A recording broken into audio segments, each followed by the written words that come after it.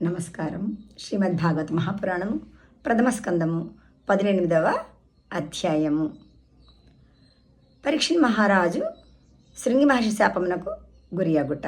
9వ శ్లోకము. ఉపవర్ణితమేతద్వః పుణ్యం పారీక్షితం మయా వాసుదేవ కథోపేతమాఖ్యానం యదపృచ్ఛత. మహాపురుషులారా, మీరు అడిగిన ప్రశ్నకు సమాధానముగా శ్రీకృష్ణ భగవానుని లీలావృత్తాంతములతో కూడిన పరీక్షిత్ యొక్క పవిత్ర చరిత్రను వినిపించి తిని. 10వ శ్లోకము.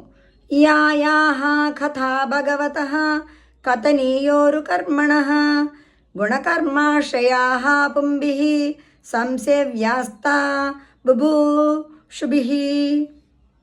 శ్రీకృష్ణ భగవానుని యొక్క మహిమోపేతములైన లీలలు అన్నీను కీర్తింపదగినవే. కనుక ఆ స్వామి యొక్క లీలలకును గుణములకును సంబంధించిన వృత్తాంతములను అన్నిటినీ శ్రేయస్కాములందరూ తప్పక సేవింపవలయను. 11వ శ్లోకము. ఋషయ ఊచుః.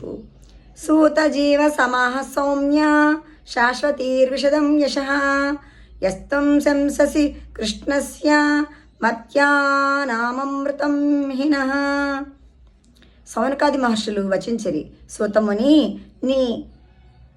నీవు కలకాలము సుఖసంతోషములతో జీవింపము.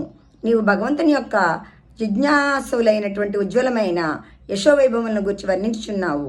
భవరోగములలో మ్రగ్గుచున్న వారికి ఇవి అమృతతుల్యములు. నీవు అనుగ్రహపూర్వకముగా వీటిని వినిపించితివి.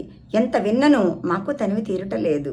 నీవు ఈ కథాసదులను పంచియమ్ము, మేము వీటిని గ్రోలెదము. 12వ శ్లోకము. కర్మణ్యస్మిన్ననాశ్వాసే ధూమధూమ్రాత్మనాం భవాన్ ఆపాయమతి గోవింద పాద పద్మాసనం మధు. పూజ్య మహర్షి, యజ్ఞయాగాది సకామ కర్మల వలన ఫలములు పూర్తిగా లభించునని మాకు విశ్వాసం కుదురుటలేదు.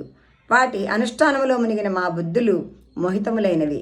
నీవు శ్రీకృష్ణ భగవానుని పాదారవింద మకరందమును ఆస్వాదింపచేయటం వలన తత్ఫలితముగా మాకు వెంటనే ఆధ్యాత్మిక శాంతి ప్రత్యక్షముగా అనుభవములోకి వచ్చుచున్నది.